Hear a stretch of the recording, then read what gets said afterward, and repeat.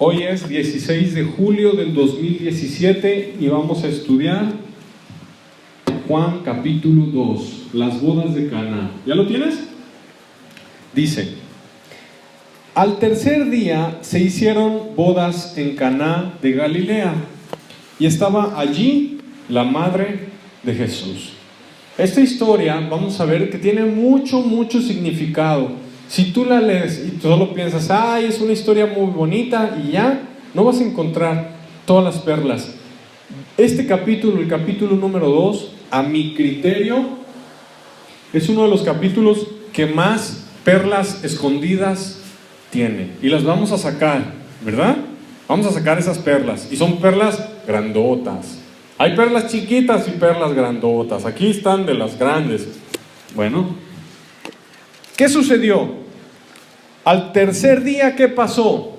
Se hicieron unas bodas. ¿Por qué dice que las bodas fueron al tercer día? La Biblia enseña que después de 3 días de Dios habrá unas bodas en el cielo. Se llaman las bodas del Cordero. Hay un profeta que se llama el profeta Oseas. ¿Alguna vez lo han leído? ¿Sí? El profeta Oseas, en el capítulo 6, verso 2, dice: nos dará vida después de 2 días. Y en el tercer día nos resucitará y viviremos delante de Él. La Biblia enseña que después de 2000 años, cuando los 2000 años se cumplan y empiece a correr el 3000, ahí es cuando viene Jesús. Déjame decirte que estas bodas se van a hacer al tercer día. A partir del año 2000, ya empezó el día 3. En cualquier momento nos vamos. Las bodas son el tercer día y ya empezó el tercer día. Después de 2 días, nos dará vida. La Biblia enseña que el tiempo de los gentiles iba a durar 2000 años. Y al tercer día, al año 3000, ¿qué va a pasar? Nos levantará y viviremos delante de Él.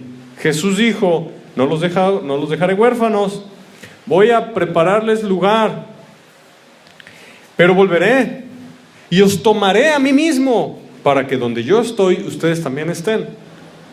La Biblia da fechas.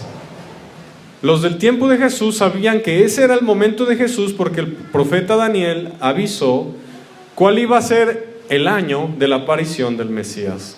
Nosotros, la Biblia tiene profecías que son como reloj. Sabemos que Jesús dijo varias cosas.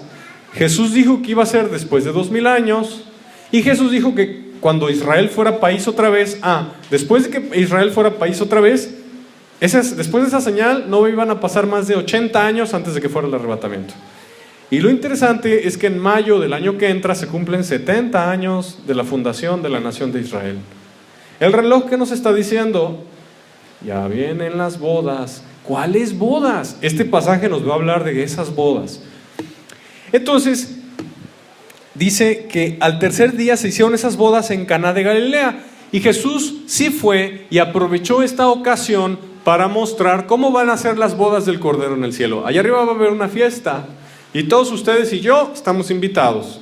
No dejen de asistir. Para asistir tenemos que vestirnos de boda. Si no estás vestido de boda, no te van a dejar entrar. Y a su esposa se le ha concedido que se vista de lino fino, blanco y resplandeciente, que son las acciones justas de los santos. Pero cosa interesante, esas bodas son las tuyas. No eres un mero invitado, tú eres la esposa. Te vas a convertir en la esposa. Por lo pronto eres la novia. Y si tú eres la esposa y no te preparas, ¿qué va a pasar? ¿Qué va a pensar el novio? Que no es digna, ¿verdad?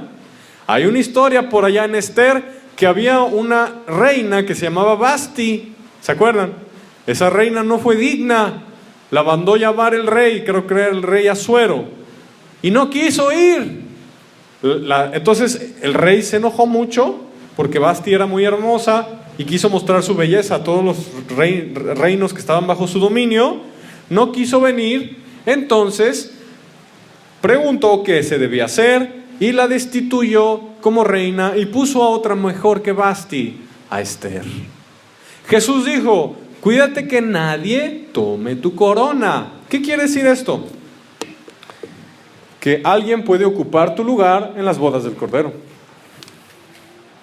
Significa que si tú no vives de una forma digna, como esposa, preparándote te dejan y van a poner a Esther en lugar de Vasti. Y Jesús lo advirtió en Apocalipsis. Entonces, es muy importante meditar todas estas cosas, porque la Escritura le advierte al hombre en parábola, y el hombre que es entendido lo cacha, lo agarra y lo guarda en su corazón, ¿verdad? Qué interesante. Entonces, mucha gente va a ser Vasti y mucha gente va a ser Esther. Espero que todos aquí seamos Esther, ¿verdad? La que entra en lugar de la que no fue digna. Entonces, el pueblo de Israel, los judíos, no recibieron al Mesías, por lo tanto ellos fueron quitados y la iglesia entró. Pero muchos de la iglesia pueden pasar a formar Vasti. Pero continuamos. Estas bodas fueron en Caná de Galilea y estaba allí la madre de Jesús. Verso 2. Fueron también invitados a las bodas Jesús y sus discípulos. Y Jesús sí fue a la boda. Qué interesante. Lo mejor, estaba leyendo algunos comentarios bíblicos y dice: lo mejor que esta pareja pudo haber hecho para iniciar su matrimonio es invitar a Jesús. ¿Sabían ustedes que la mayoría de las bodas no invitan a Jesús? Esta pareja sí lo invitó. Eso fue la mejor decisión. Y los comentaristas bíblicos que yo estuve estudiando mencionan que todo matrimonio, a la luz de esta escritura, debe ser fundado en Cristo. Un creyente nacido de nuevo con otro creyente nacido de nuevo. Por ahí hay pastores que casan un cristiano con un incrédulo, y eso no es bíblico. La Biblia dice: no te unirás en yugo desigual. Entonces, al invitar a Jesús a tu matrimonio, que lo debemos invitar a todo lo que hacemos, ¿verdad? A todo. Al invitar a Jesús a tu matrimonio, Jesús sí fue. ¿Qué estamos leyendo en esta escritura? Que Jesús quiere intervenir en relaciones familiares. Cuando un papá o una mamá le van a poner un nombre a su hijo, ¿qué hacen? Pueden ponerle el nombre del abuelo, el bisabuelo, o pueden orar y pedirle a Dios que les dé un nombre que sea bíblico y que tenga significado con propósito. Fíjense que las decisiones que sean por la fe para agradar a Dios siempre van a tener recompensa. Toda decisión que sea fuera de la voluntad de Dios lleva a la ruina y no va a ser de bendición. Como dice el profeta Malaquías: maldeciré vuestras bendiciones y ya las he maldecido. Qué feo, ¿verdad? Porque actuaron fuera de su voluntad. Entonces, qué precioso que esta pareja tuvo ojos para ver. Y yo te voy a hacer una pregunta: ¿Jesús fue a alguna otra boda? ¿Te imaginas? ¿Te acuerdas cuando te casaste? Bueno, muchos aquí todavía no se casan, pero ¿se acuerdan cuando se casaron? ¿Se acuerdan? Imagínate que hubiera podido venir Jesús, el Dios Todopoderoso, el Salvador, el Mesías, el Redentor, el Rey de Reyes, Señor de Señores, el Alfa, el Omega, el primero y el último, el Amén. Que hubiera podido venir a tu boda. Ese fue un privilegiazazazazo, como pocos. Que venga Jesús a tu boda. Y fue, y llevó a sus discípulos. ¡Qué glorioso! Pero ¿saben qué? La mayoría inicia mal sus relaciones humanas. Muchos ni se casan. Esos están invitando al diablo. Cuando te juntas con un hombre y una mujer y no te casas y te vas a vivir con ella, déjame decirte que no solo le dijiste a la mujer: vámonos a vivir juntos allá, a esa casa, también invitaste al diablo. Y ahí va a vivir con ustedes. Qué feo, ¿verdad? No queremos que eso pase. Pero cuando tú dices: vamos a hacer las cosas bien, quiero la voluntad de Dios para mi vida, busco a alguien que sea del pueblo de Dios y me caso y invito a Jesús a mi familia para que Él tome el control de mi familia, de mis hijos, de mis generaciones y mi descendencia. Qué precioso, ¿verdad? Esta pareja hizo lo mejor, lo mejor. Qué precioso vivir en ese tiempo y haber podido tener esa capacidad de invitarlo a tu boda. Y yo te pido hoy, invita a Jesús a tu trabajo. Dile, Señor, ven, bendice a mi trabajo, quiero que lo bendigas. Pero más que bendición, te quiero a ti, Señor Jesús, en mi escuela, en mi trabajo, en mi empresa. Te quiero a ti y te quiero glorificar a ti en todo lo que haga. Y si lo dices de corazón y estás dispuesto a que Jesús tome el control, Jesús sí lo va a hacer. Yo te traigo una palabra hoy. Jesús quiere que lo invites a todas tus cosas ordinarias y comunes y corrientes que haces. En tu vestir, cuando vayas a comprarte ropita, Señor, quiero glorificarte hasta con lo que me he visto. ¿Qué me compro? ¿Qué color te gusta? ¿Amarillo o rosita? Y aunque tú no lo creas, Dios también le gusta que lo tomes en cuenta en decisiones minúsculas. Él quiere ser el soberano de tu vida hasta en los detalles pequeños. ¿Dónde vivo? ¿Qué hago? ¿Sí o no? Qué precioso. Toma esta palabra, tómala. No des paso sin guarache. No camines sin revelación de Jesús. Porque si lo haces y haces tus propias decisiones, luego no te quejes de por qué te fue mal. Pero Jesús sí quiere entrar y ayudarte. Y esta pareja tuvo un desastre en su boda. ¿Saben cuál fue? Y lo bueno es que Jesús estaba ahí y los ayudó. Se acabó el vino. El vino de los judíos era uvas pisaditas y fermentadas. Si acaso yo creo tendría 3% de alcohol. El alcohol moderno tiene 60 grados de alcohol, 40, no sé. No se compara. Pero que en una boda se acabara el vino era un desastre. Porque las bodas duraban muchos días.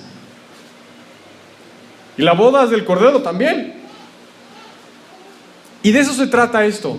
Jesús entró en escena porque ellos lo invitaron. Y tu vida no se va a caer si tú lo invitas. Pero si tú tomas tus propias decisiones, sí se va a caer.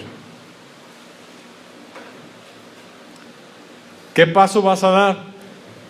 Invita a Jesús. Y Jesús vino con todos los discípulos. Continuamos, dice aquí, verso 3. Faltando el vino, la madre de Jesús le dijo, ¿no tienen vino? Que una boda judía se termine el vino es un desastre, ya se los comenté. María ya sabía quién era Jesús. Y María recurre a él para pedirle ayuda. Porque sabía quién era él. Pero Jesús usa todas estas cuestiones ordinarias para enseñar principios poderosos. María les dice, no tienen vino. ¿Qué significa? El vino es un símbolo de gozo en la Biblia. Los incrédulos no tienen gozo. Y Jesús viene a traerles el gozo de Dios. Pero también cuando María dice no tienen vino, el vino también es un símbolo de sangre. No tienen sangre. Jesús en la cena del Señor dijo, tomen de la copa todos, que esto es mi sangre. Cuando María les dijo no tienen sangre, ¿qué contesta? O no tienen vino, ¿qué contesta Jesús? Jesús le dijo, ¿qué tienes conmigo, mujer? Aún no ha venido mi hora. No es tiempo todavía de la cruz. Faltaban como 3 años. Aquí nos va a mostrar qué significa convertir el agua en vino. Significa que el hombre tiene religiones humanas para acercarse a Dios. Los judíos tenían tinajas como de 100 litros cada tinaja que usaban para la purificación de los pecados. Lo enseña la ley de Moisés. Cuando alguien tocaba a un muerto, tenía que lavarse con el agua de la purificación para estar limpio. Eso era un rito judío de la ley, el lavamiento de los platos, de los vasos, de la cama, de los utensilios. Era un rito de la ley. Todos los judíos lo conocían a la perfección. Eran 6 tinajas, cada una de 100 litros. Era como uno de esos tinacos grandes de agua que se usan en la actualidad. Así de agua era. Entonces, cuando Jesús convirtió el agua en vino, hizo un milagro escala refinería. No eran tinajitas chiquitas, eran unas cosas enormes. Cuando alguien, por ejemplo, había alguna inmundicia, una mujer tenía su menstruación, se tenía que lavar con agua. Había baños rituales, eso era muy común, de agua. En diferentes ciudades en Israel encuentran esos lugares de purificación con esa agua y son lugares arqueológicos. Jesús enseñó con eso que ahora la purificación de los pecados y la inmundicia no sería con agua, sería con su sangre, y no cualquier clase de sangre, la sangre del Hijo de Dios, no sangre de animalitos, su propia sangre que Él proveería sobrenaturalmente, milagrosamente. Ahora así sería la purificación de pecados, y que todo aquel que quisiera el vino nuevo allá arriba en el tercer cielo, en las bodas del Cordero, porque allá va a haber vino, todo aquel que quiera beber de ese vino nuevo y estar gozoso, tendría que venir a Jesús. Él es el único que provee vino de Dios para vida eterna, que es su sangre. Esta es mi copa, que es mi sangre del nuevo pacto, que es derramada por muchos. Bebed de ella todos. Entonces, cuando alguien viene y te dice, ay, si no se pudiera tomar vino, entonces ¿por qué Jesús convirtió el agua en vino? Muchos tienen este problema. No pueden entender por qué el primer milagro de Jesús fue el primero. Y esta historia empieza, es el capítulo número 2. Muchos tropiezan. Dicen, bueno, ¿por qué Jesús convirtió el agua en vino? ¿Se puede tomar o por qué Jesús lo hizo? Muy sencillo. Jesús está enseñando cosas celestiales usando cosas terrenales. ¿Se puede tomar vino? El Nuevo Testamento enseña que lo único por lo cual se puede tomar vino es que estés enfermo de la panza. Innumerables pasajes bíblicos hablan de que un cristiano que se piensa ir al cielo no toma vino. Ahorita te los voy a mostrar, ya que lleguemos a esa parte. Pero mucha gente dice, Jesús la convirtió en vino, entonces sí se puede tomar. Bueno, Pablo le escribe a Timoteo y le dice que la razón por la cual sí puede tomar es cuando le duela la panza. Y es obvio, porque el alcohol mata las bacterias. Pero Jesús hizo este milagro no para decir, ¡ay, emborráchense! No. ¿Para qué lo hizo? Para mostrar, porque Él usó las tinajas de la purificación, para mostrar que si tú te quieres limpiar de todas las groserías que dijiste, las mentiras que dijiste, la mujer que viste por allá y la codiciaste, de los chismes, cuando te enojaste y gritaste, cuando robaste, cuando si fornicaste, mataste, adulteraste, viste pornografía, cuando no regresaste bien los cambios, cuando guardaste rencor, cuando tuviste celos, cuando fuiste idólatra, cuando viste películas que ensuciaron tu corazón y te arrepentiste de todos tus pecados, tú puedes venir a Jesús a que te lave con esa sangre. Y eso iba a enseñar Jesús. No es con agua, es con mi sangre. Y te deja impecable, listo para la boda. Qué precioso significado en esta historia. Su primer milagro apunta a la misión de Jesús en la tierra. ¿Cuál es? La cruz. Eso significa. Entonces el carnal llega y dice, sí se puede, fue su primer milagro, hizo mucho vino, sí se puede. No. El espiritual dice, ¿qué significa? Si la Biblia dice que los borrachos no van a entrar al reino de Dios, ¿por qué Jesús hizo eso? Dios hizo el vino, el fruto de la vid, la uva pisada y fermentada. Dios lo hizo y en el cielo hay vino para alegrar el rostro. Y el vino verdadero está allá arriba. Allá está el de verdad. Nosotros no queremos el de la tierra. Allá está el de verdad. Qué precioso. Jesús, cuando escuchó la frase de su mamá, porque María es la mamá de Jesús, pero no la mamá de Dios. Muy diferente. Jesús existía desde antes de María y Jesús la hizo y la eligió para nacer en ella. Ahorita vamos a estudiarlo en este pasaje. Cuando le dijo no tienen vino, ¿qué significa? No son salvos. No son salvos, aún no tienen la sangre que de verdad quita el pecado. ¿Y Jesús qué le contesta? Aún no ha venido mi hora. La frase ¿qué tienes conmigo? Es una frase que escuchamos muchas veces en la Biblia. Esa frase, el rey David se la dijo a los hijos de Sarbia, sus primos. ¿Qué tengo con ustedes? Esa frase, ¿qué tengo con ustedes?, la encontramos también cuando Eliseo se la dice a Joram, rey de Israel, hijo de Acab. ¿Qué tengo contigo? Esa frase Jesús se la dice a su madre, y esa frase la encontramos cuando los demonios se la dicen a Jesús también. ¿Qué tienes con nosotros, hijo de Dios? ¿Qué significa esa frase? ¿Por qué Jesús se la dijo a María? La frase, por ejemplo, cuando David le dice a los hijos de Sarbia, a sus primos, ¿qué tengo con ustedes?, significa que no tenían absolutamente ninguna relación, había un abismo de diferencia de su estatura espiritual. Los hijos de Sarbia eran violentos, asesinos y malignos. Y David era un profeta de Dios, un hombre de profunda vida de oración, un hombre de profunda vida de adoración, consagrado al Señor y que solo vive para su gloria. Y los hijos de Sarbia no. Mundanos y carnales. ¿Qué tengo con ustedes? Significa en el contexto de su nivel espiritual comparado con el de los otros. Eliseo le dice al hijo de Acab, ¿qué tengo contigo? El profeta de Dios con la doble porción del espíritu de Elías, el siervo de Dios, ¿qué tiene que ver con un hijo de un rey asesino, un idólatra? No tiene nada que ver.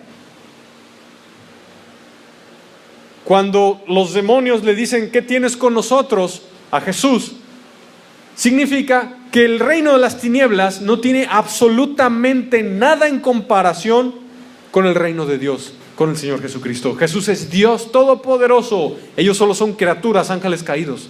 ¿Qué tengo que ver contigo? No son iguales, ni siquiera se pueden comparar. Abismo de diferencia en la talla espiritual. Y Jesús le dice eso a su madre. Esa frase solo se usa para comparar estaturas espirituales entre dos personas. ¿Por qué Jesús le dice, ¿qué tienes conmigo? ¿Qué tienes conmigo? Mujer.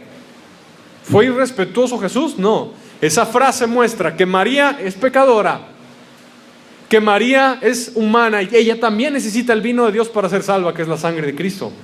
¿Qué tienes conmigo? Esa frase, a la luz de las otras escrituras, encontramos que está mostrando la divinidad, la deidad de Cristo, y que María también necesitó ser salva. La naturaleza humana comparada con la naturaleza divina.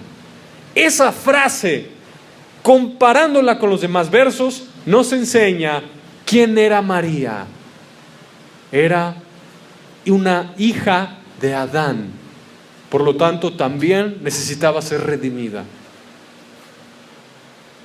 Nos habla de que el Hijo de Dios, el Verbo de Dios, perfecto, sin mancha, sin pecado y en perfecta santidad y deidad, junto a María no había comparación. Esa frase nos muestra quién era María, quién era Jesús.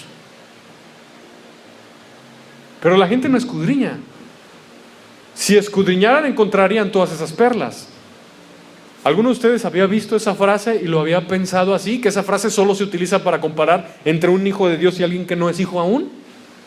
Y Jesús se la dice a su mamá.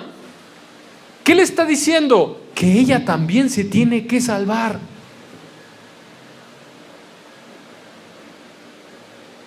Continuamos. Verso 5. Su madre dijo a los que le servían, haced todo lo que os dijere. Fue la última vez que María habló en la Biblia. Fue la última vez que escuchamos la voz de María. La escuchamos en el libro de Lucas, cuando hace un cántico, me regocijo en Dios, mi Salvador. María no necesitaría un Salvador si no hubiera pecado.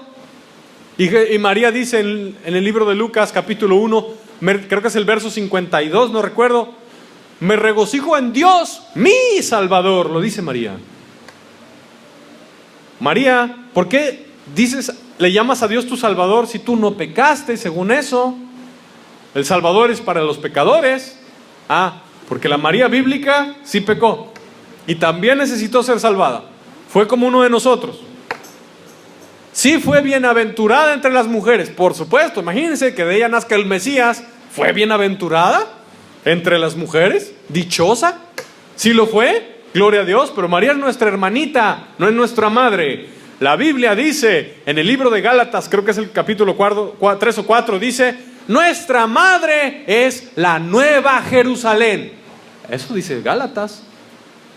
No dice nuestra madre es María. Dice, la Biblia dice, nuestra madre es la nueva Jerusalén. Y de ella somos hijos todos. ¡Qué precioso! María es nuestra hermana, Pedro es nuestro hermano, Pablo es nuestro hermano. Hermanitos en Cristo somos.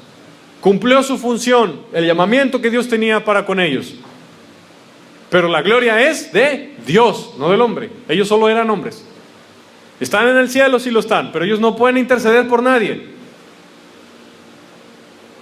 Si alguien quiere pedirle a María algo, su oración va a ir directo a los demonios. Y puede que le cumplan el milagrito a costa de su alma.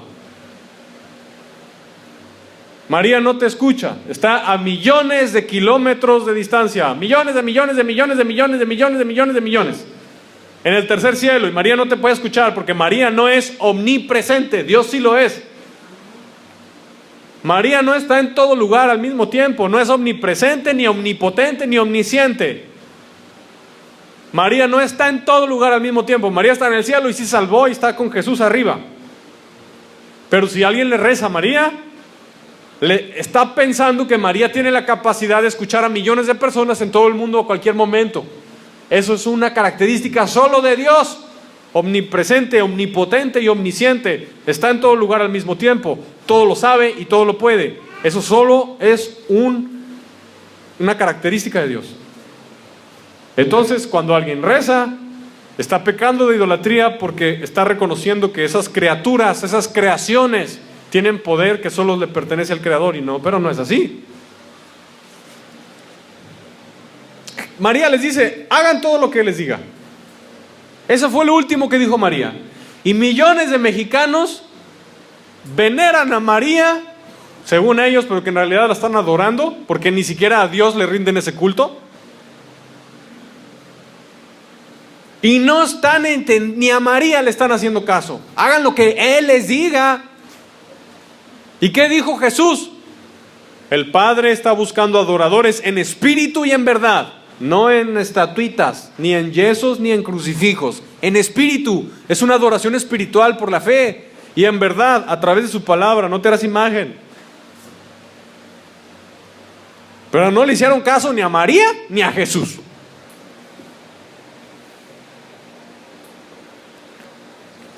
Hagan todo lo que les diga. Jesús le dijo eso a los siervos. Verso 6 dice: y estaban allí 6 tinajas. Fíjense qué interesante que Dios hizo al hombre en el día sexto. Estaban allí 6 tinajas.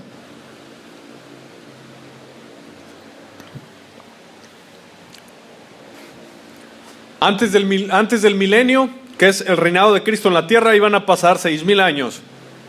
Eso podría significar que cada tinaja es para un milenio, para todas las personas que vivieron en un milenio, porque hay 6,000 años de historia. Jesús va a reinar en el séptimo, en el Shabbat bíblico, el milenio, el día de descanso, cuando Jesús reine en la tierra y toda la tierra repose. 6 tinajas. Qué interesante que Jesús provió sangre para salvar a todos los hombres desde Adán hasta Francisco, porque yo creo que soy de los últimos.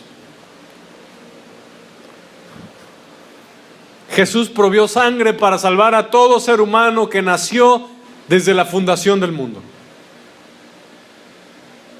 Toda persona que murió en pecado y se lo llevó el diablo y se fue al infierno pudo haber sido salvado porque Jesús sí provió la sangre.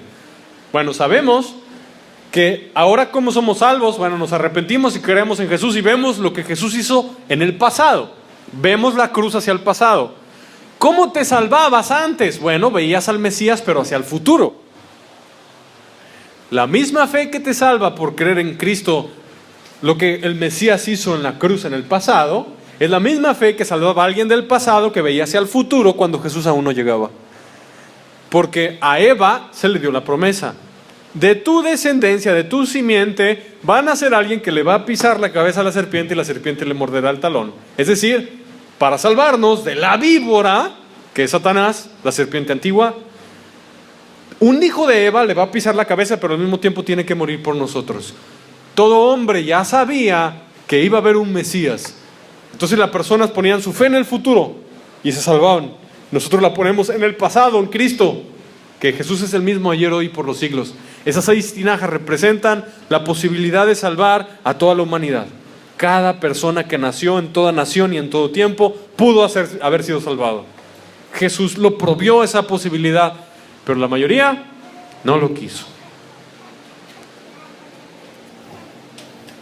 Alejandro Magno se pudo haber sido salvado.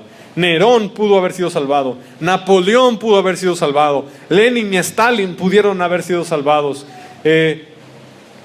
Todas las personas de toda la historia pudieron haber sido salvadas, pero no vinieron a Jesús. Continuamos. Verso 6. Estaban allí 6 tinajas de piedra para agua, conforme al rito de la purificación de los judíos, en cada una de las cuales cabían 2 o 3 cántaros, es decir, 100 litros por jarra. Eran 6. 6 por 100, ¿cuánto es? 600. Jesús hizo muchísimo vino. ¿Por qué tanto vino? Para simbolizar su provisión abundante de salvación por la fe en su sangre. Él es poderoso para salvar, ¿verdad? Pero Jesús en el verso 7 les dijo: llenad estas tinajas de agua. ¿A quién le dijo? ¿A sus discípulos o a los siervos de la boda? ¿A quién le dijo? A los siervos de la boda. ¿Por qué no le dijo a los discípulos?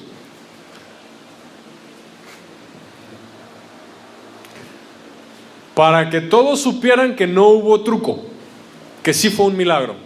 Ahí fueron los discípulos, le pusieron algo a la agüita, ellos la llenaron, ¿no? Para que no quedara duda que fue un auténtico milagro, ustedes, siervos, llénala de agua. Y vieran que para llenar 600 litros de agua es bastante trabajo. Bastante trabajo. Para que no cupiera lugar a dudas que era un milagro. Llénenlas de agua. Y dice que las llenaron hasta arriba, hasta el tope, ¿verdad?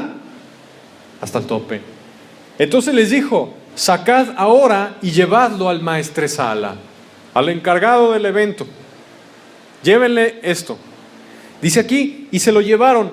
Cuando el maestresala probó el agua hecha vino, sin saber él de dónde era, aunque lo sabían los sirvientes que habían sacado el agua, llamó al esposo y le dijo: todo hombre sirve primero el buen vino, y cuando ya han bebido mucho, entonces el inferior, mas tú has reservado el buen vino hasta ahora.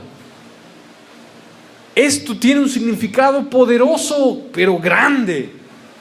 Cuando tú te conviertes de verdad a Cristo, Dios te da a probar de un vino espiritual que te da gozo en tu espíritu, y ese vino se va refinando. Te voy a poner un ejemplo para que me entiendas. Imagínate una persona en el mundo.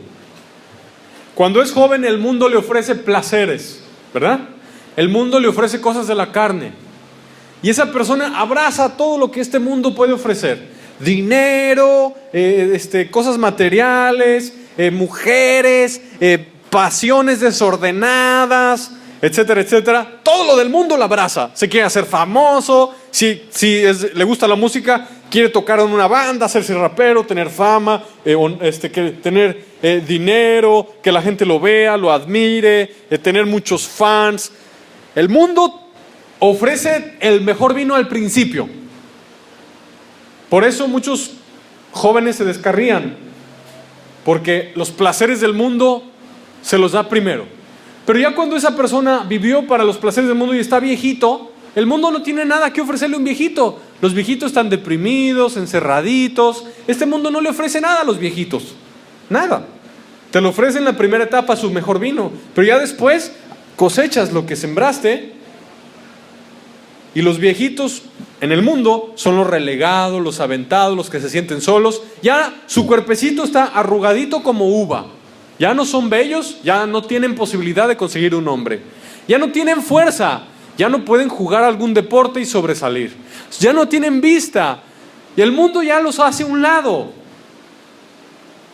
no los quiere el mundo. Pero con Cristo es al revés. Con Jesús el vino va creciendo. No es lo mismo un predicador joven a un predicador anciano. El anciano ha visto la gloria de Dios, pero así, cosas que yo no he visto.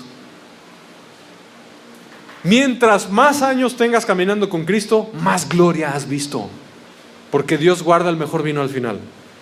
Los mayores milagros que yo vea en mi vida va a ser al final. En Cristo, dice, nos lleva de gloria en gloria, pero el mundo es al revés, te da toda la gloria al inicio y al final ya no tiene nada para ti y te desechan. Pecas, pecas, pecas y al final el infierno. Pero con Cristo no es así, el mejor vino es al final. Roilán, recién convertidito. Flor, recién convertidita. Ellos han probado de algo de Cristo. Quizá han sentido su presencia, quizá algún sueño, no sé. Dios les ha mostrado algo de Él. Algo. En la Biblia, en una alabanza, algo les ha mostrado. Lo que les espera de Dios para ellos en los años por venir. Ni ojo lo ha visto, ni oído ha escuchado, ni ha entrado en corazón de hombre lo que Dios tiene preparado para los que le aman. Y esto nos enseña, esta historia nos enseña que el mejor vino Jesús lo deja hasta el final. A nosotros los cristianos, ahorita, tenemos que vivir una vida de cargar cruz y negarnos a nosotros mismos. Yo no puedo ver tele, yo no puedo ir al cine, yo no puedo andar viendo mujeres en la calle, yo no puedo vestir como yo quiera, yo no puedo hacer lo que yo quiera. Yo me tengo que, lo primero que hago en el día es orar y encerrarme. ¿Qué hace la gente mundana? Se pone a desayunar, se pone a ver tele, se pone a ver su celular. Yo no. Los cristianos tienen una vida de negación, pero al final yo voy a cosechar el fruto bueno. Yo voy a cosechar el fruto bueno. Y el buen vino será en las bodas del Cordero. Jesús dijo, no probaré del fruto de la vid hasta que lo pruebe de nuevo con ustedes en el reino de mi Padre. Jesús lo mejor lo guarda al final. El mundo quiere lo mejor ahora. No es así. Jesús pide paciencia, pide perseverancia. Y el maestresala estaba sorprendido. El mejor vino lo sacaste ahora. Casi todos lo hacen al revés. Pero no sabía que era Jesús quien hizo esto. Es una enseñanza grande, maravillosa. ¿Qué pasa si no vas de gloria en gloria? ¿Qué pasa si tus postreros años caminando con Cristo no son más gloriosos que los primeros? ¿Qué pasa? Significa que te entibiaste. Significa que hay algo que anda muy mal en tu vida espiritual. Los postreros tienen que ser mejores que los primeros. Ahora es cuando Dios te tiene que hablar más. Ahora es cuando tienes que tener más revelación, más enfermos sanados, más endemoniados liberados, más gloria, más poder. No antes. Los cristianos vamos creciendo de gloria en gloria. Pasó un año, más unción que el año pasado. Pasaron 2 años, más santidad que el año pasado. Pasaron 3 años, más visiones que el año pasado. Pasaron 4 años, más justicia, más madurez, más santidad, más revelación, más gloria. Y vaya que Dios me ha mostrado muchas cosas a mí. ¿Qué será lo que me va a mostrar? No puedo esperar para verlo. Y eso es lo que a mí me impulsa. Jesús a mí me ha dado promesas que yo digo, ¿es en serio? Promesas grandes que yo no puedo lograrlo si no es por un milagro gigantesco. Pero lo creo porque yo sé quién es Él. Si tú no esperas esto de tu vida, de tu relación con Dios, contigo, que seas de gloria en gloria, si tú no esperas esto, significa que tú no conoces a Jesús. Y este pasaje lo tienes que meditar. Te hago una pregunta. ¿Qué ha sido lo más grande que has visto de Jesús en tu vida? ¿Qué ha sido lo más poderoso que has visto de Jesús en tu vida? Yo te invito a que tu fe crezca y se levante, porque mayor es la gloria postrera que la primera, dijo Dios. Mayor es la gloria postrera que la primera. Gloria a Jesucristo, ¿verdad? ¿Qué vamos a ver? Vamos a ver su gloria.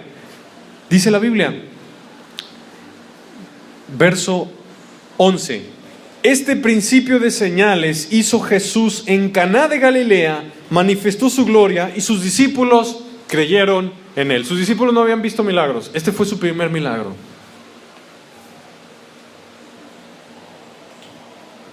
La religión en el tiempo de los judíos antes del Mesías era gris, era frívola, era apagada. No había un gozo verdadero, y esto sí les pido que me lo escuchen. La religión no te daba gozo, no te daba vida. La religión del hombre es ritualista, mecánica, metódica. Pero cuando sirves a Dios en el Espíritu, hay un gozo que el mundo no te puede dar ni te lo puede quitar. Te voy a decir lo siguiente: cuando vayamos a predicar el Evangelio y tú me acompañes, cuando le ponga las manos a los enfermos y sanen, cuando eches fuera demonios, cuando prediques el Evangelio, cuando repartas alimentos, tú te vas a sentir en la nubecita, con gozo de Dios en tu corazón. Este es un gozo que el mundo no te puede dar y tampoco te lo puede quitar. Miren, yo por ejemplo, cuando preparo un mensaje, cuando yo me pongo a estudiar, cuando yo me pongo a orar, cuando me pongo a escudriñar, yo siento gozo, gozo, gozo, gozo. Y no siento gozo solo ahorita, siento gozo cuando lo estoy destapando. El cocinero, ¿cómo se siente cuando ya le empezó a salir, imagínense que está haciendo un pastel, ya agarró forma la masa. Uy, ahí va. Ahora le voy a poner el betún, ándele. Ahora las fresitas, ahora las chispitas. ¿Cómo se siente cuando está cocinando? Se siente bien, se siente feliz que le está quedando bien. Cuando tú sirves a Jesús, tú puedes sentir gozo de Dios. El verdadero vino de Dios produce gozo en el Espíritu. Si no tienes el gozo, es que no te has salvado. A los familiares de Flor, cuando vinieron aquí a la iglesia, yo les dije: ¿sabes cuál es la evidencia de que te salvaste? Gozo. Si no tienes gozo, es que los ríos de agua de vida no están corriendo en tu interior. Si cuando lees la Biblia y buscas al Señor en oración en tu cuarto, cerrada la puerta, no tienes gozo, es que algo falta, algo anda mal. Algo anda mal. El gozo del Señor es nuestra fortaleza. Tú debes ser una persona con gozo. No apagado, no triste, no muerto, con gozo. Y si no lo tienes, es que tal vez está cerrada la llave de los ríos de agua de vida en tu corazón por algo. Tal vez tú la cerraste o se cerró sola por algo, pero hay que abrirla. Gozo es evidencia manifiesta que el Espíritu Santo está dentro de ti. Los apóstoles todo el tiempo estaban en gozo. Miren, imagínate que tú no has comido en todo el día y de repente te encuentras a alguien que habla de la Biblia, está en tu mismo canal espiritual, en tu misma sintonía, y empiezas a echarte una buena plática cristiana. ¿Se te olvida el hambre? Los apóstoles así estaban con Jesús. A veces hasta se les olvidaba el hambre. Fíjense, cuando analizas la ruta que seguían los apóstoles de cada ciudad, cada aldea, oye, eran unos tremendos caminadores. Yo creo que le ganaron a los raramuris de Chihuahua. Caminaban más que ellos. Cuando tú revisas con un mapa bíblico neotestamentario la ruta que seguían los apóstoles caminando con Jesús, porque ellos no iban ni en caballo ni en burro, iban a pie, que tú lees que estaban en Galilea y luego ya se fueron otra vez a Jerusalén y luego se fueron para acá y luego se fueron para allá. Caminaban muchísimo, era grande fatiga la que pasaban. Pero ¿saben por qué no estaban en fatiga? Porque estaban con gozo, con el amado, con el esposo, escuchando esas palabras de gracia y de verdad. Y te lo digo por experiencia. Cuando tú estás haciendo la voluntad de Dios, el gozo de Dios tapa todo lo que te pueda afligir. De verdad lo tapa.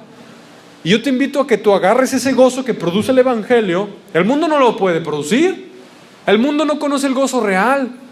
Fíjense, cuando alguien se gana la lotería, que salió en las noticias que una mujer se ganó 2 veces la lotería seguidas en California, se pone en gozo temporal. Me voy a comprar esto y lo otro, me voy a ir acá y me voy a ir allá. Se les acaba el dinero y se les acaba el gozo. Y aparte vienen los problemas por todas las metidas de pata que hicieron porque el dinero los cegó. Es un gozo temporal, pero el gozo que produce Jesús, ese no se va. Y el diablo te lo va a intentar robar. No te dejes que te lo quite. Mi paz les dejo, mi paz les doy. Yo no la doy como el mundo la da. No se angustien ni tengan miedo. Guarda el gozo de Jesús en tu corazón y no permitas que nadie te lo robe. El mundo no conoce ese gozo. No lo conoce. Y se los digo con honestidad y franqueza. Muchos de aquí no conocen el gozo del Espíritu Santo. Conocen Biblia, conocen las alabanzas, han sentido bonito, pero el gozo del Espíritu Santo, que es uno de los frutos del Espíritu, aún no lo han tenido. Yo te invito a que lo busques, el gozo del Señor, y vivas ahí. Dice la Biblia: después de esto descendieron a Capernaum él, su madre y sus hermanos y sus discípulos. Por favor, subráyalo. Juan capítulo 2 verso 12. Después de esto descendieron a Capernaum él. ¿Quién más? ¿Su madre? ¿Quién más? Sus hermanos. Y para que no digan que los hermanos se refería a los discípulos, también dice los discípulos. Lo pone ahí para que luego no digan, está hablando de los discípulos. No, los dos, ahí va. Pero la gente no sabe leer. A ver, ¿leímos bien? ¿Jesús tenía hermanos? ¿Hijos de su madre? Sí, sí tenía. Subráyenlo, por favor. ¿La verdadera María bíblica tuvo más hijos? Sí, sí tuvo. Y estaban ahí con Jesús. Vamos a leer un verso, porque este capítulo habla mucho de quién era la verdadera María. Mateo capítulo 1, verso 25. Dice, Mateo 1:25, pero no la conoció hasta que dio a luz a su hijo primogénito y le puso por nombre Jesús. ¿Qué significa conocer? Pues que tuvo relaciones maritales. Dice que José no conoció a María hasta después de que Jesús nació, 40 días después de la purificación. La palabra conocer la encontramos también con Adán y Eva, cuando dice que Adán conoció a Eva y nació Caín y Abel. Se derriban los argumentos de la falsa María. María fue una persona común y corriente que estaba casada y tenía muchos hijos. Y también tuvo que venir a Cristo para ser salva. No es intercesora, ni es mediadora, ni tampoco es madre de Dios. Es madre de Jesús, pero no de Dios. Qué interesante. Quiero que vayamos, por favor, a Juan. Ya vamos a terminar. Vamos a hablar un poco de la crucifixión. Juan capítulo 19. Aquí vamos a ver cómo se brindó esa sangre, ese vino de Dios para salvación de nuestras almas. ¿Cómo fue? Bueno, Jesús a su esposa la compró con sangre. Vamos a leer Juan capítulo 19. ¿Sí lo tienen? Verso 17.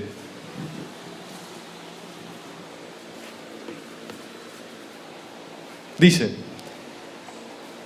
y él, cargando su cruz, salió al lugar llamado de la calavera, en hebreo Gólgota. Vamos a ver cómo fue esa provisión de la sangre. Y allí le crucificaron y con él a otros dos, y uno a cada lado, y Jesús en medio. Escribió también Pilato un título que puso sobre la cruz, el cual decía: Jesús Nazareno, Rey de los Judíos. Y muchos de los judíos leyeron este título porque el lugar donde Jesús fue crucificado estaba cerca de la ciudad, y el título estaba escrito en hebreo, en griego y en latín. Y dijeron a Pilato los principales sacerdotes de los judíos: no escribas rey de los judíos, sino que él dijo: soy rey de los judíos. Respondió Pilato: lo que he escrito, he escrito. Verso 23. Cuando los soldados hubieron crucificado a Jesús, tomaron sus vestidos e hicieron 4 partes, una para cada soldado. Tomaron también su túnica, la cual era sin costura, de un solo tejido, de arriba abajo. Entonces dijeron entre sí: no la partamos, sino echemos suerte sobre ella, a ver de quién será. Esto fue para que se cumpliese la escritura que dice: repartieron entre sí mis vestidos y sobre mi ropa echaron suertes. Y así lo hicieron los soldados. Verso 25. Estaban junto a la cruz de Jesús su madre y la hermana de su madre, María, mujer de Cleofas, y María Magdalena. Eran 4 mujeres. Cuando vio Jesús a su madre y al discípulo a quien él amaba, que estaba presente, dijo a su madre: mujer, he ahí tu hijo. Después dijo al discípulo: he ahí tu madre. Y desde aquella hora el discípulo la recibió en su casa. Voy a detenerme ahí un poco. Los católicos agarran: ella a tu madre. No, la dio a todos. No se la dio a todos, se la dio a Juan. ¿Por qué se la dio a Juan? Bueno, José ya había fallecido. José ya había muerto hace tiempo atrás. ¿Quién la iba a cuidar? Porque él ya iba a ir al Padre, iba a morir, resucitar, y después de la resurrección 40 días iba a durar en la tierra y luego se iba a ir al Padre. ¿Quién iba a cuidar a María? Se iba a quedar sola. Jesús no se la iba a dejar a sus otros hijos, a sus hermanos, porque sus hermanos eran incrédulos. No puedes confiarle el cuidado de tu mamá a un incrédulo. Entonces, los hermanos de Jesús no eran opción para que cuidaran a María, porque alguien tenía que cuidar a esa mujer. Se iba a quedar sin esposo, se quedó sin esposo, y Jesús era el hijo mayor, y Jesús era el que la cuidaba. Él era el carpintero, él la sostenía económicamente, luchaba para sacar adelante a su madre, Jesús. Entonces, ¿a quién se le iba a dejar? Se le iba a dejar a su discípulo de mayor confianza, al que se recostaba a un ladito de Jesús. ¿Quién? Juan. En hebreo, Yohanan. ¿Es la madre de todos porque dice ahí que Jesús se la dio a Juan? No. Jesús se la encargó solo a Juan. Ahí no dice: se la doy a toda la humanidad, mi madre. No, ¿verdad? ¿Se la doy a quién? A Juan. He ahí tu madre, mujer. ¿Le dijo mamá? No, ¿verdad? Yo invito a cualquier persona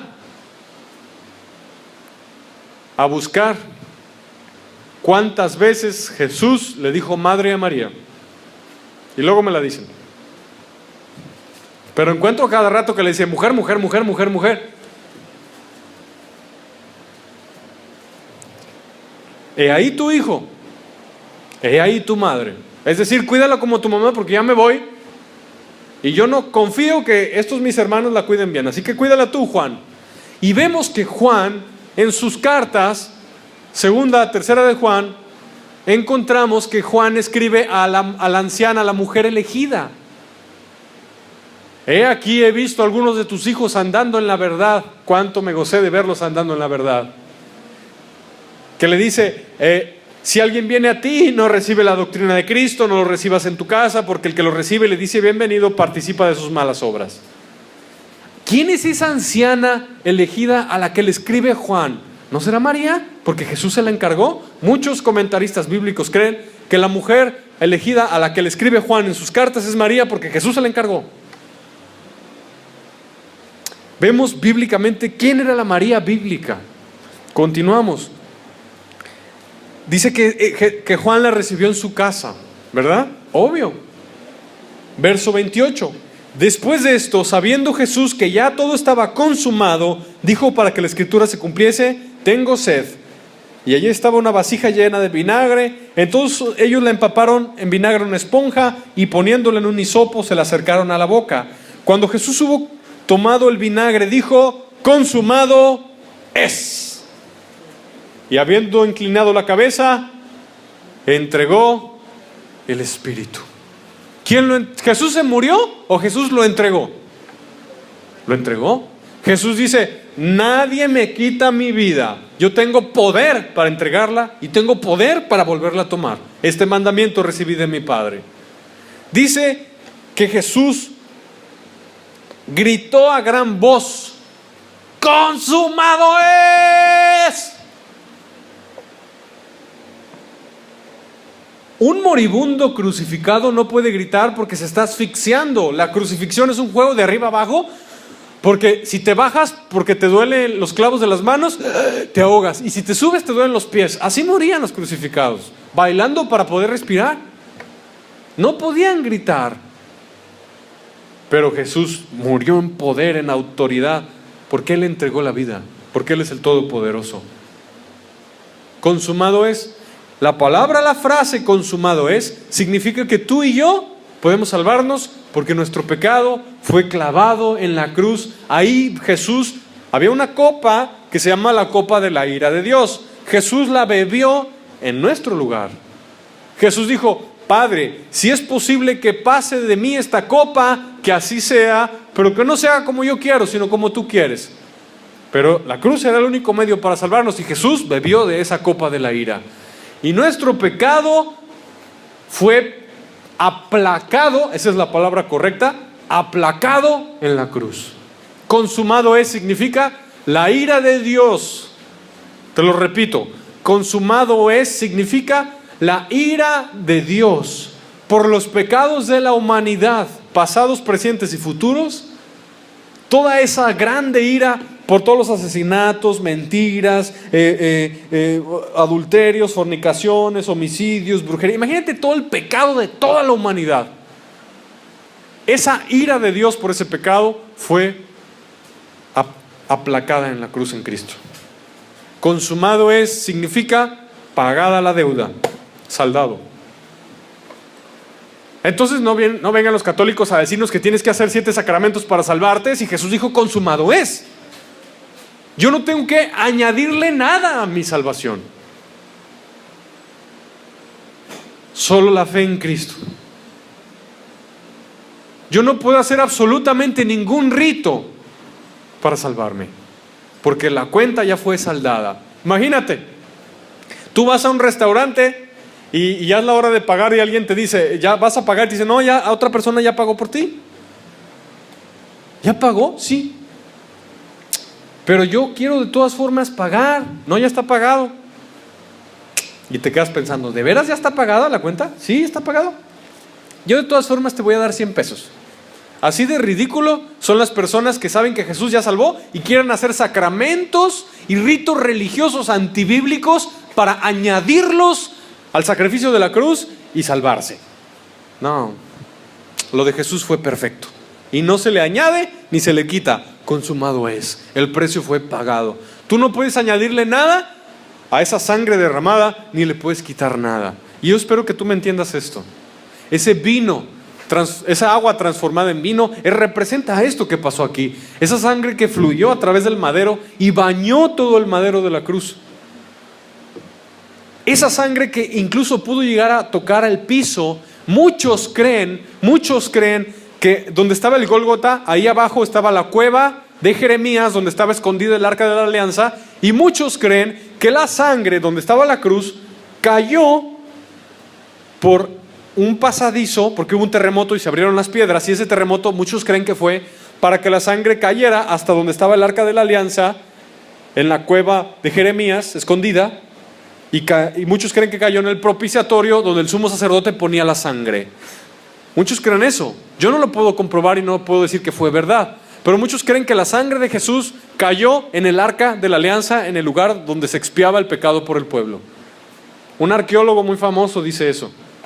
¿Será cierto? No lo sé. Pero esa sangre hizo expiación. ¿Qué significa expiación? Significa que pagó la deuda del pecado.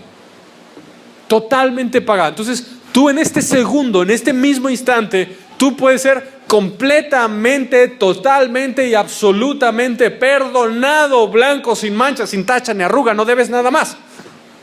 No vas a ir a ningún purgatorio, nada de eso. Jesús es poderoso para dejarte blanco como la nieve. Esa sangre es para la purificación del pecado, ya no con agua. Y yo espero que la revelación completa tú me la agarres y te la quedes.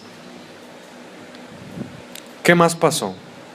Habiendo inclinado la cabeza, Él entregó el Espíritu. Entonces los judíos, por cuanto era la preparación de la Pascua, a fin de que los cuerpos no quedasen en la cruz en el día de reposo, pues aquel día de reposo era de gran solemnidad, rogaron a Pilato que les quebrasen las piernas y fueran quitados de allí. Vinieron pues los soldados y quebraron las piernas al primero.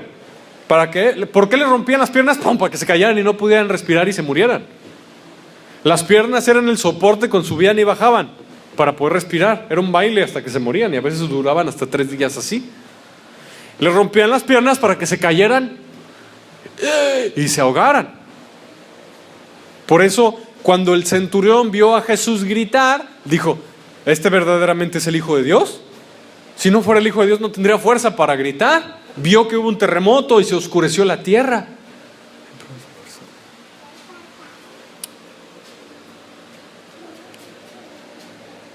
Le quebraron las piernas al primero, le quebraron las piernas al tercero, porque Jesús estaba en medio, había 2 crucificados ahí con él. Pero dice que como vieron a Jesús que ya había muerto, dice, no le rompieron las piernas. Esto era muy raro. Todos los crucificados le rompían las piernas para que se murieran ya.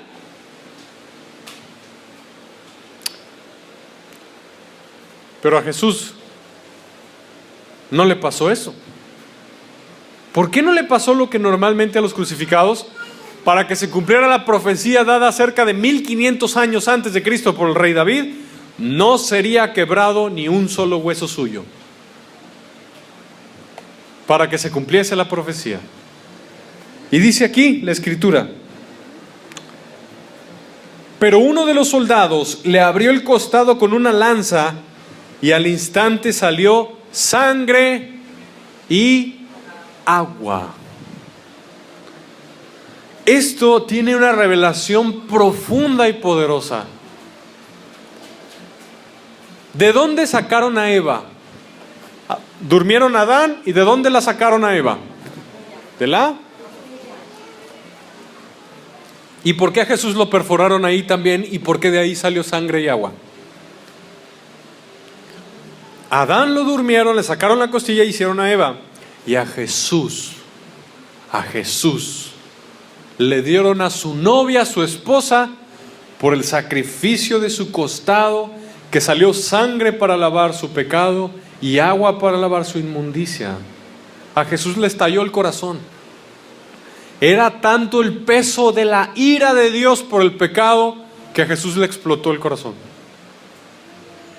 Por eso se sorprendieron cuando vieron que le salió sangre y agua. Y de esa costilla, de ese costado, Jesús compró a su iglesia y brotamos nosotros los salvos. Es el postrer Adán. Y a su novia la compró también con el costado, como Adán compró a su novia. Porque de tal manera amó Dios al mundo que ha dado a su Hijo unigénito, para que todo aquel que cree en Él no se pierda, mas tenga vida eterna. A ti y a mí nos compró con precio de muerte, precio de sangre.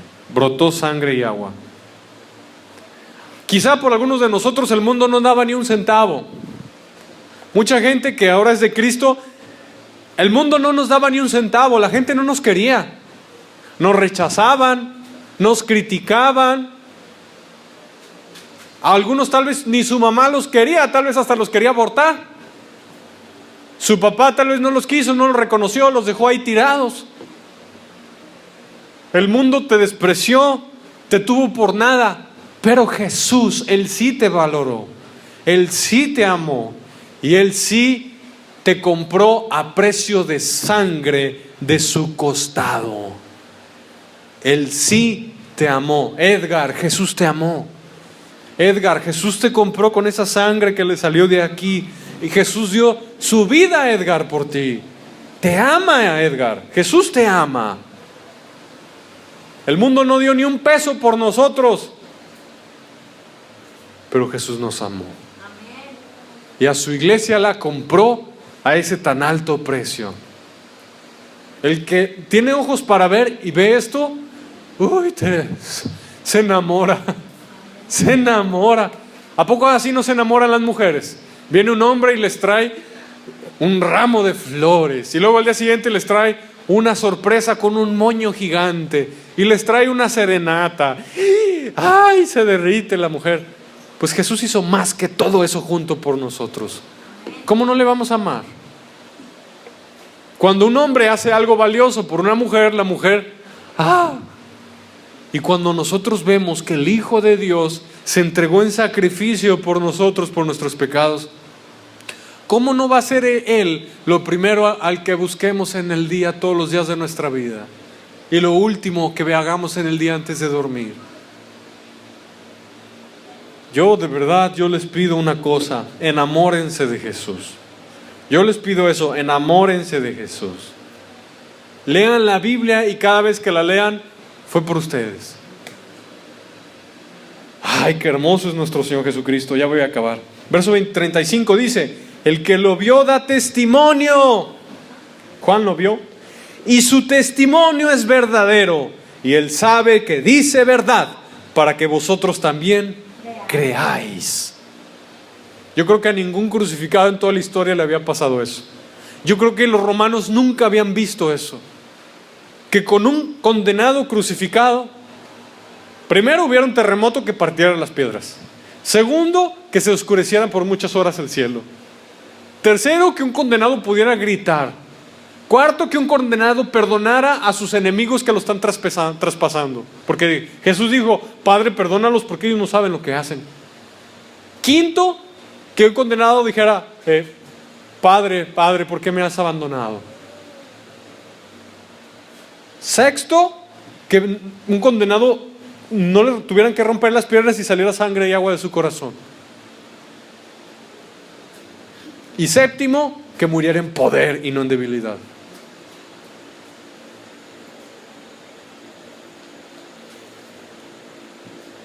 Y el centurión dijo: verdaderamente este era Hijo de Dios.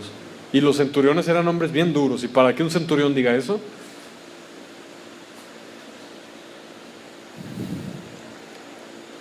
Porque estas cosas sucedieron para que se cumpliese la escritura: no será quebrado hueso suyo. Y también otra escritura dice: mirarán al que traspasaba. Esta es la historia de cómo Jesús dio la sangre para que tú y yo podamos ser purificados, lavados y limpiados, y para que tú y yo podamos ir allá arriba a esas bodas. A esas bodas que van a ser al tercer día. Todos ustedes están invitados, y yo también. Y Jesús va a sonar la última trompeta y nos va a llevar a la boda. Los ángeles la están preparando, la boda. Ya está puesta la mesa y va a sonar la trompeta. Vemos señales en la tierra, el video eso de que les enseñé de las guerras inminentes. Y nosotros nos estamos preparando para encontrarnos con nuestro amado. Y una de las cosas que yo tengo que hacer como predicador del Evangelio, una de las cosas que yo tengo que hacer es siempre recordar lo que Jesús hizo en la cruz para no dejar de enamorarnos de Él. Porque Jesús viene por una iglesia que le ama y está enferma de amor por Él. No viene por menos. Y si alguien le ama menos, no se lo llevan. Padre Celestial, gracias Señor por enviar a tu Hijo Jesús a morir por nuestros pecados. Y nosotros somos como esa Eva, que a Adán lo durmieron y le sacaron la costilla, pero Jesús fue crucificado entre el cielo y la tierra en una cruz para simbolizar que Jesús era el que iba a unir a Dios con los hombres. Por eso Jesús murió en una cruz. Dios con los hombres y a toda la humanidad. Entre el cielo y la tierra murió Cristo, no tocando el piso. Gracias por ese grande amor, porque el mundo no dio nada por nosotros. El mundo no dio nada por nosotros. Éramos los despreciados, éramos los rechazados, éramos los abandonados. Hasta a veces nuestra familia nos pudo despreciar, pero tú, Señor Jesús, tú lo diste todo por nosotros. Y al ver nosotros ese grande amor manifestado en carne en Jesús, nosotros, Señor, nos rendimos a ti y decimos cuán bello eres, cuán hermoso eres, Señor Jesús. Te alabamos, te exaltamos, te glorificamos, te damos toda la gloria, toda la honra y el poder por los siglos de los siglos. Dile, Jesús, gracias. Dile, gracias. Te amo. Gracias por el precio que pagaste.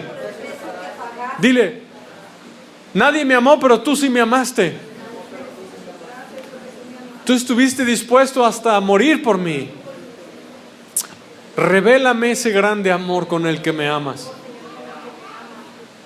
Gracias, Señor.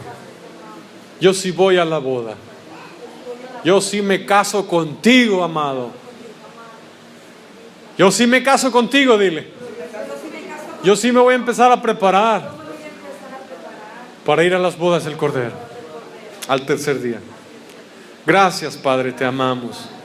Y si hay alguna persona escuchándonos por Radio Vida Nueva en Jesús que quieran recibir a Cristo, entregarle su vida y recibir ese grande amor y el gozo de Dios en su corazón, el gozo de la salvación, que quiera estar seguro que su pecado es perdonado, su maldad es perdonada, repita conmigo: esta es tu oportunidad para salvarte.